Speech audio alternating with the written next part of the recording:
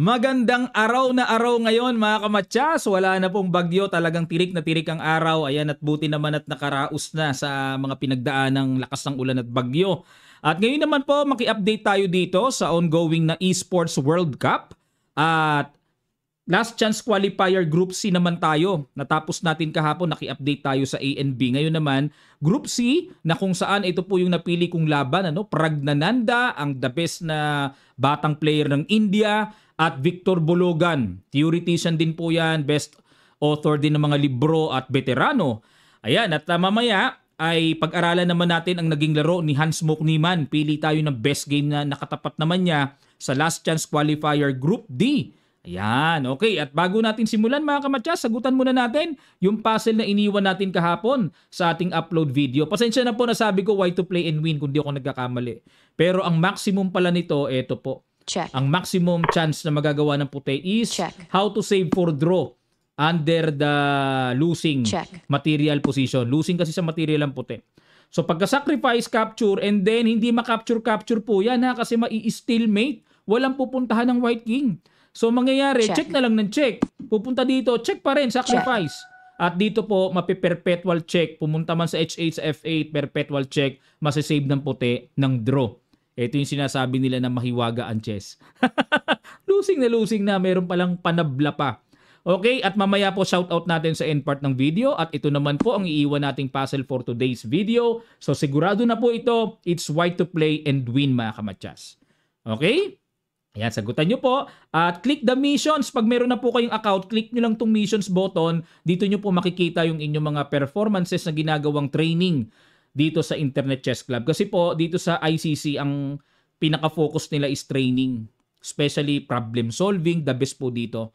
Yun ang focus nila eh. Bukod sa nakakapaglaro din naman tayo. Kaya gawa na po tayo ng account dito mga kamatyas. Downloadable siya sa Play Store and App Store sa cellphone. Pwede rin po sa browser, no? Type nyo lang play.chessclub.com. Gawa kayo ng account. Okay po. Ayan. Ang ginawa dito ni Prag nag-E4 at nag-E5 si Bologan, Knight F3, Knight C6, pinasok ni Prag ang Ruy Lopez at tinirahan ng classical variation at nag-D3, suporta sa E4, D6, medyo kakaiba sabi ko sa inyo. Ano to, medyo classic player pa itong si Victor Bologan eh. O D6 para magbi-bishop D7, yan ang alam kong linya eh. C3, normal na normal po yan. Palagi nating nakikita. G6, ayun. Gusto magfiangketo ni Bologan. Castling. Bishop G7. Nag-H3 para wala nang alalahanin pa na mag-Bishop G4 tapos meron kasi kumakapture sa knight eh. Nag-castling at dito nag-Rook E1. Develop. Knight H5. Ayun. Nagparamdam na dito si Victor Bologan na yung knight ay pupunta sa F4 o kaya naman yung pawn ay ititira papunta sa F5 para maka-atake sa king side. At dito nag-D4, okay? Kumbaga, principle lang si Prag, buuhin ng sentro. Bishop D7 at nag-Bishop E3 develop, Queen to E8. Aba, medyo kakaiba yan Kakaiba, pero bookline pa rin yan. Nag-Bishop B3, King H8 ilag sa pin at nag-Knight BD2. Okay, develop. B6. Aba, bookline pa rin pala to. Ano meron sa B6? Bakit? B6. Anong ibig sabihin ng B6 na yan? Pupunta ba dito sa A5? Oh, bookline pa rin eh. Nag-A4. Ayun. At yan ang lumalabas na novelty. New move sa position na ito mga kamatyas dahil ang palagian ditong ginagawa ng puti ay Bishop D5 at D takes E5. Okay, balik tayo sa A4. At dito, nag-F5. Ayun, bumanat na talaga ng atake si Bologan. Yun nga lang maganda po sana itong F5 kung naka-close na yung puti ng D5 eh. Mas maganda break. Yun nga lang pagka may pawn pa dito, tipong may chance na mabuksan ang E-file, tapos nandyan pa tore, nakaturo pa sa queen, medyo parang alanganin yung F5. Kumapture, takes, capture. Ayan, para talagang may chance na ma-open. Gets ko na ang purpose ng B6. Walang Bishop C5. O makukulong kasi tore. Kung walang B6, may Bishop C5. Imagine niyo po.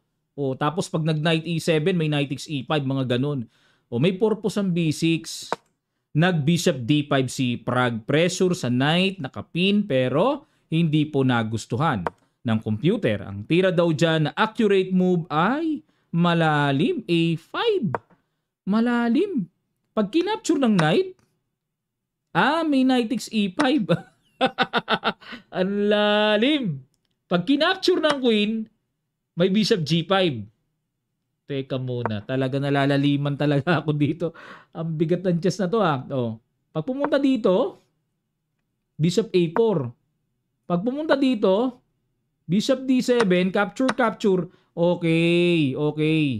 Actually, pwede naman palang kuhanin na yung knight kung tutuusin no? Pero may mga pasakali pa. Rook e7, tapos pagkaalis, may bawi doon. Ayun, nagets ko na. Gets ko na mga kamatsas. Medyo long shot kasi yung Queen H5 long shot Kumbaga sa bilyar malayo long shot. Oo nga pala, knight takes. Pag ito naman po ginawa, obvious na obvious, may bishop d4. Ayun. At kapag nag-knight to c6, may knight c4. Capturein man ito, kakapturein lang ng pawn, bitin pa rin ang bishop. Yun ang perfect na kamada. Kumbaga. Pero ang bigat ng a5 para makita.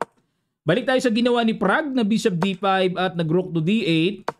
Bishop g5, ayun, pinagtutusok Knight f6, nag-blunderacious po dito ang veteranong Super GM Bologan. At capture. Dati po ang rating niyan mga kamatsas ay 26, mag-27 na. Ngayon lang po bumaba rating niyan Pero actually talagang matagal naging Super GM yan si Bologan. Bishop takes, tapos knight takes e5. Ayun, bumagsak yung pawn. Bishop b7 atras. At nag-queen to e2. Okay? At nag-rook d5. Threat yung knight sa e5. At nag-bishop f4. Depensa muna. Pero hindi na naman po nagustuhan ng stockfish ang tirang atras na yan. Dapat daw ay knight df3. Ayun dito. Yun nga lang, nakakatakot baka tirahan ng knight e4. Sabay knight d3 atras lang. Yan ang paparating na hindi ma-capture yun kasi nakapin. Tapos may knight f4 pa. Ayun. Yan ang accurate. Pero balik tayo sa ginawa na bishop f4, knight e4 pa rin sumugod, knight f3 umatras, rook d7 atras din para sapat ang suporta ng knight. Knight f1, ayan, umikot-ikot muna si Prague. Knight e3, another bad move. Daming bad move ni Prague kanina pa, no? Dapat daw ang accurate ay knight g3. Okay. Hindi pala pwedeng gumalaw pa rin yung knight kasi anytime may kuha sa tore, mga kamatsas. Oo nga pala, no? Okay, nag-queen g6. Okay, para sa akin maporma, no? Kasi may bishop doon, may queen, may pressure. Pero accurate move ay knight c5. Dito lang ang tira, mga kamatsas. Ayun lang. Okay, balik tayo sa queen g6. Knight h4, binulabog kagad ni Prague. Queen to e6 ilag. At dito, nag-queen h5, pasok na.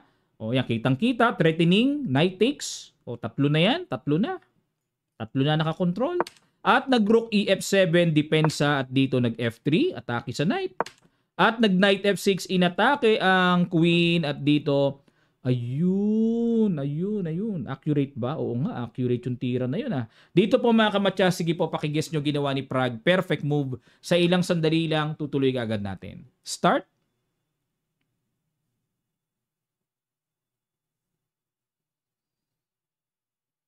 Maraming salamat po mga kamatsas. Congrats sa nakakita ng knight g6. Check. King g8. May capture nga pala doon. Naka-threat pa sa queen. Hindi na malaya ni Prague na hindi na malaya ni Bologan. Sorry. Na nakasabit pa yung queen niya Hindi makapagsabayan Yun. Kinapture and then queen takes. Nalimas bigla yung mga pawns na ganun-ganun lang Bishop e5, bishop c8, queen f4 at nag-queen h5 at nag-queen g3. Okay, para iwas na rin sa potential discovered attack pag inalis ang knight. At nag-c5 kasi naka-threat para makaiwas din sa kain. Rook a d1. Pero na-realize po dito ni Bologan na ang mga pyesa ni Prague ay almost perfect na ang pagkakadevelop and quality down ng black. Sa kanila po pagkaganyan, nire-resign na mga kamatsas. Ganun sa professional chess Pag alam na medyo deads na talaga yung position, nire-resign na. Okay, kaya understood na sa kanila yan. At bago tayo tumungo sa Group D, ito po kasi ang naging standing nila at ang naging top 4 sa kanilang division sa Group C. Pinangunahan ni Pragnananda, Yu Yangyi nakapasok, Jakovir Sindarov at Anish Giri. Yan, mula kay Andrew Tang pababa, bagsak na po. Kumbaga out na, kumbaga sa Swiss system na ito. 7 rounds. So si Prag ang naghari. Kung sa bagay, hindi, ang top seed si Yu Yangyi no? Dapat pero pasok naman si Yu Yangyi. So another stage level na po ang kanilang labanan. Okay, dako naman tayo sa Group D. Matindi na kalaban dito ni Hans Niemann. Si Denis Lazabic, kung matatandaan nyo po, no, may mga uploads na tayo. Etong si Lazabic, umi-score kay Magnus Carlsen to. Matindi to. Tinalo niya si Magnus sa online. Maging sa, alam ko, maging sa tapatan eh. Tinalo na rin niya si Magnus eh. Matindi to, tong bata na to. Bata pa yan, mga kamatsas, no? Okay. Ang ginawa ni Niemann nag-E4, E5, Knight F3, Knight C6. Ayun, kanina kay Prag. Roy Lopez, ito naman, pa-Italian or Giocopiano. Ayun, Italian game po ang pinasok dito ni Lazabic. Nag-castling at nag-A3. Ayan, para pangangalaga sa bishop na just in case atakihin po yan mamaya ay may safe na square para ma-maintain ang diagonal. Ayan, sala yung araw ko. Nag-D6 at dito nag-bishop E3, develop lang pero ayaw nang patagalin ni Lazabic. Ang bishop na yan, tinapatan na. Knight D5. Ayaw talaga ni Niemann. At nag-Queen D7, nag-castling, ayun, nawala po kagad sa libro. Ang mga tinira na dito ay H3, Bishop B3, Bishop A2, Knight G5. Yan na po yung mga palagian dito, no? Pero yung castling nawala sa libro. Ibig sabihin, bagong luto ni Niemann. Nag-Bishop to D8 at nag-Bishop G5. Ayan, sa mga, kung may nag-iisip sa inyo, coach, ba't ayaw capturing ng bishop? Kasi ka-capturing lang po yan eh. Ano pang ka-capture pagka, dito pa lang po, no? Pag kinapture kasi yan, para karagdagan lang po sa ating kaalaman, ka-capturing lang din yan. At halimbawa, mag-knight D8, magbi-bishop A2, tapos magsi-C4. Patitibayang lubos ang pawn D5. Okay po? Lalo na, hindi naman pwedeng capturing ng knight yan, capture double, okay? Yan, kasi may mga nanonood sa atin, hindi naman po lahat nakakaunawa. Yung iba, beginners pa lang. Kaya pagbigyan nyo na ako, mga kamatyas. Okay, nag-Bishop D8 umatras dito para ang purpose dito siguro, ta-timing mamaya, Knight E7, para talagang malubos ang pagka-neutralize, mapaalis talaga ang strong knight. Bishop G5 ang ginawa ni Niemann at nag-Knight to E8, atrasa, no? H3, okay, protection lang sa G4, at nag-H6, kumapture na, capture at dito nag-D4, ayun. Ganda ng latag ni Niemann. Ganda ng latag, ano? Capture, capture, capture, and nag-knight to F6. At dito po, kinapture ulit, and simply endgame. Ayan. Naku, naalala ko si Capablanca, Anatoly Karpov, Valery Salov. Sino pa yung mga endgame players na kilala nyong matindi? Yan ang mga magagaling na kilala ko eh. Capablanca, Karpov, no? Sa mga napag-aralan ko. Kasi dito kung kakapturein mga kamatyas, baliwala. Kumbaga too much na yan, sobra-sobra na yan. Pagka ganito talagang equal na equal ang evaluation bar. Kaya dito para maramdaman ng puti na meron namang lamang na konti, kahit pa paano, may double pawn. So ito po, gapangan ito mga kamatyas. Nag-D5, Rook A, E1, Rook E8, and then E5. Wala nang double pawn. Pero mas masasabi pong good ang bishop na to kumpara sa bishop dito ni Lazabic. Dinaan ni Niemann sa endgame, F4, exchange, and then bishop E6 balik. Alright, and nag-king F2. Dito po mga kamatyas, kaya hindi po makatulak ng F5 dito na tipong pag umalis ang bishop, kain yung pawn D5. Meron kasing king F6. Okay, kukonsider po natin yung mga ganyang endgame tactics. Halimbawa, mag-rook E1. Hindi naman kakapturin yan kasi may pin. Magbi-bishop D7 lang. Na dito, okay yung king dyan. At baka mamaya, magka-problema pa puti sa F5. So, tina-timing po yan mga kamatyas. Kaya dito, nag-king F2 muna si Niemann, C5, G4, Rook D8. Ayun, kasi pag nag-F5, atras ang bishop, manatiling protected yung pawn sa D5 at huwag makain ng basta-basta. Bishop F5, okay, atake sa bishop at tinapture-capture F6 at nag-king E3. Ayan, so Rook and pawn ending. Dito po talaga masasabing halos tabla na to. Pero, ang maganda dito, nagkapilitan tong dalawa. Nagkapilitan, yan ang gusto natin, yung talagang matapang. Hindi makatawid-tawid dito sila Lazabic dahil anytime may G5 na bibitawan. May G5 Talagang may pressure yung pawn sa F6. D4, C4. Okay, maintain lang doon. Rook E7, B4. Ayan, pambasag sa C5. Rook E3, checking D2, kain din. Hindi kinain to. Kasi kakapturein. Next in line, ito babagsak. Okay, nagganon, no? Rook C3 para yun ang kakapturein. Capture. Rook B5. Ayun. Teknika na to sa endgame. Dinipensahan yun and then king takes D4. Dito po kung evaluation bar ang ating titignan, equal na equal. Ika 41st move ang king takes D4, equal mga kamatsas. Pero ang maganda nito, mukhang inspired sila kay Magnus Carlsen. Inspired, oh. Pilitan talaga. Pilitan, oh. Pilit-pilit, hanap-hanap, butas-butas. Ayun, threatening rook H8, mga ganon, pero hindi pinansin. Kasi kapag nag-rook H8, isang king G7 lang ay baliwala. So, king D5, ayun, king D5 at dito nag-rook D7, check, king E4, rook C7, rook B8, okay, punta, behind pass pawn, check, at gumanon. Ayun, para may suporta at dito gumanon. Ayun, ang habol dito is, papaano susugswangin ng puti yung black. Grabe to, Okay, sacrifice sila, sabi, kinapture. Ayun! Yun laing mga kamatsas. Blunderations! Sila sabi. Nag-blunderations bigla. Ba't ganun ang ginawang decision? Dapat daw po. Halos equal naman eh. Ang tira king H8 lang. Equal pa rin kasi double po naman eh. Marami talagang equal sa rook and pawn ending, especially mga kamatsas. Marami talagang equal dyan. Pero itong rook C5, yun lang. Kasakit naman ang ginawa. Nag-rook B7 naman si Niemann. Hindi niya nakita ang simple, accurate move. Capturing na po. Ayan, lesson po ito sa ending, sa endgame, king and pawn ending.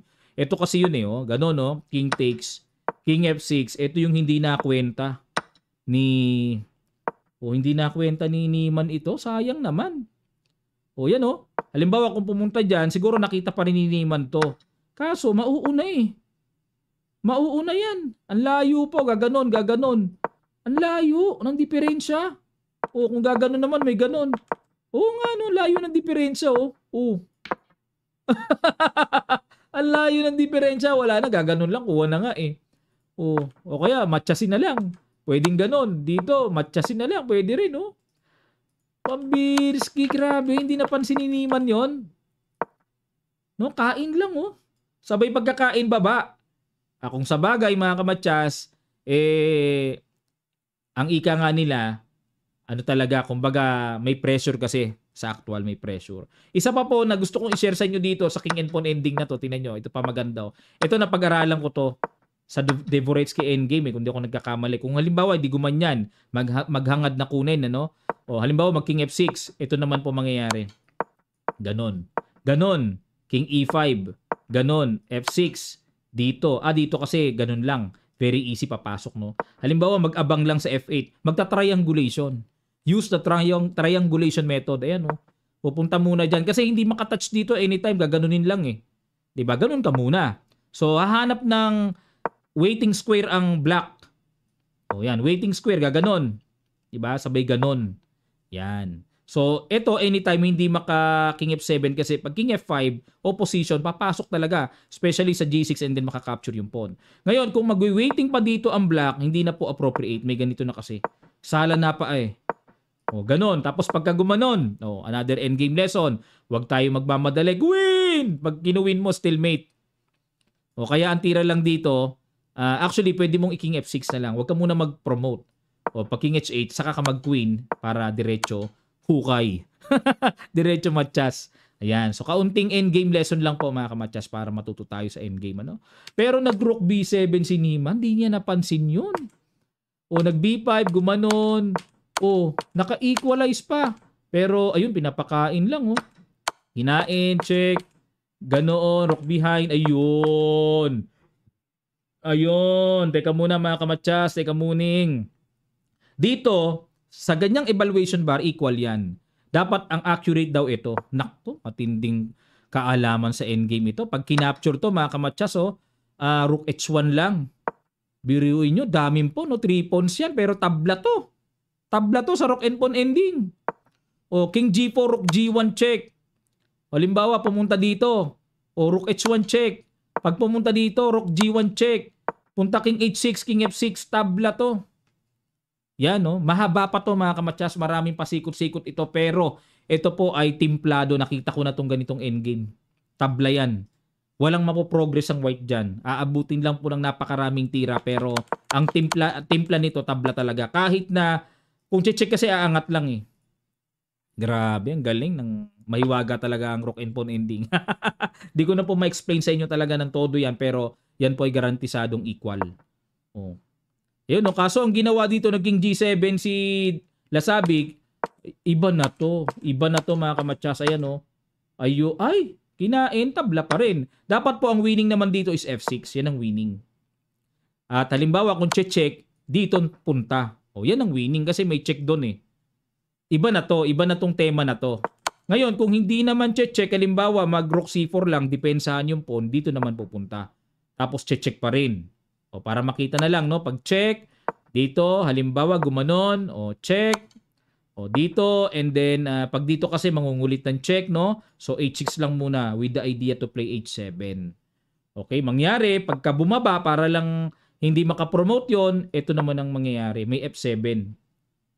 Okay, pag chumek dito, ganun eh. Ganda nga sana kung walang pawn. Imagine niyo po, wala tong pawn, no? May sacrifice rook G6. Pa-stalemate ang datingan. Pero hindi nga may stalemate kasi may extra move eh. Ang ganda ng ending na to. Very instructive. Naalala ko yung mga dating binabasa kong libro. Naalala ko yung mga moments na, kung di ako nagkakamali, college time ko dati, varsity, nag-aaral ako ng mga iba't ibang klaseng rook and pawn ending. Naalala ko yung ganito. Maraming ending book na nilabasan ng mga ganitong tema. Oh, yan, tabla oh. Oh, pero ito po ginawa eh. Oh. Hindi nakayanan ni ano. Oh, equal pa rin oh. Equal pa rin to kung tutusin. Paano napilit ito? Paano na ano to? Oh, ayan oh. Oh, tingnan niyo mga kamatsasa, nagkapilitan to eh. Sabay si Niman pa natalo no. Hanggang tabla na lang sana si Lasabik eh. Oh, pakita ko na lang ng mabilis mga kamatsasa kasi umabot ng 100 plus 108 moves eh. 108 moves. Pero dito kasi lamang sa oras si Niman kaya pinipilit niya po, ayaw niyang itabla kasi may time factor din eh. Akalain nyo, akala ko pinakain ng toro eh. Ayan, dito po, very basic mga kamatsasa, di pwedeng capturein to, pinapakain ni Niman eh. Oh. Kasi pag kinapture yan, talo yan sa king and pawn ending. O madali na sa atin yan, di ba? O basic king and pawn ending. So nag-rook A6, F5, check, king F4, king G5, baba ulit, and check. Ayun, pinakain na. And then king G6. Ayun ang blunder ratios. Sorry na talaga, ba't dyan chumek? Alam nyo po, tira dito mga kamatsas, rook F1. Yan ang tira. Ito alam ko na to. Bakit kaya ganun ano? O, dahil sa pressure na rin siguro difference. Or wala nang time si Lasabik na patira dito. Na trouble sa time. Pero ito tira dyan, no? Tingnan nyo po evaluation bar equal. Lahat ng timpla niyan equal yan, mga kamatsas. Garantisadong equal. Pero napacheck dito si Lasabik. Pag tira ng F6, talo. Talo na. O, yun, no? O, na-blunder si Lasabik. Nag-collapse sa endgame. Tabla sana. O, at dahil dyan, ito po ang kanilang standing sa Group D. Oh, ayan. Pinangunahan ni Hans Smoke Niemann. Nako, yari kayo kay Niemann ngayon. Manggugulo yan. Nakapasok eh. Denis Lazavic not bad for second place. Teka muna. Isa lang ang talo ni Lazavic. Actually, kay Niemann lang. Tinalo niyan lahat. Galing ah. Grishuk, third place, and Basem Amin. Yan po ang top 4 na nakapasok sa D. So, abangan po natin yung kanilang next stage kung paano naman magse-select for finals naman. Okay, para makuha yung tamang selection for finals na kung saan nandun na nga po sila Magnus Carlsen. So abangan po natin ito mga kamatsas. Tutok pa rin tayo. Okay, maraming salamat po. At promote ko lang yung aking Kamatsas Super Supporter button mga kamatsas. Click nyo lang yung link na makikita nyo sa description para matry nyo po. Napakarami pong nag-i-enjoy sa ating training ngayon mga kamatsas.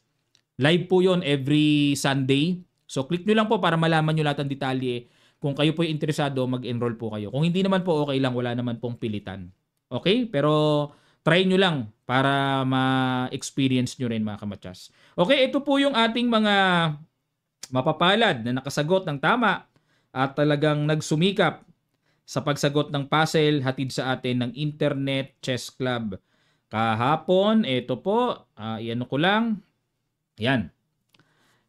Ang unang nag-comment sa ating video kahapon ay si Lolong Guapo. O, ayan. Shout out. Shout out kay Sayan PH. Yan, member boto natin. At ito na po yung mga nakasagot. Yun, tama. Si Eddie. At si Sayan PH, nakasagot pala. Nako, mali yung chess notation. Kailangan itama po yung notation, ha? Si JC Sambuena. Abi Barbosa. Kaano-ano niya si GM Barbosa. Sino pa mga nakasagot? Shout out natin. NJ DJ2. Si Cardic Pabiana. Cedric Pabiana, sorry. Sino pa? Yun lang po mga kamatsas. Shout out po sa inyong lahat. Maraming salamat sa mga nag-comments and mga nag-share. Thank you po. At makita-kita pa tayo sa next stage na magiging resulta ng bakbakang esports na kung saan ang champion ay tatanggap ng $250,000 US. Big time. Sino kaya magka-champion dito? Sayang, no? Wala si Wesley. Marami po nagtatanong bakit wala si Wesley. Hindi ko po alam. Sayang talaga. Gusto ko talaga hanggat maaari lahat ng super tournaments nandyan si Wesley kung ako lang ang masusunod. Pero wala eh. Nasa organizers yan eh. Okay, salamat po. Magkita-kita pa tayo sa mga susunod pang chess updates.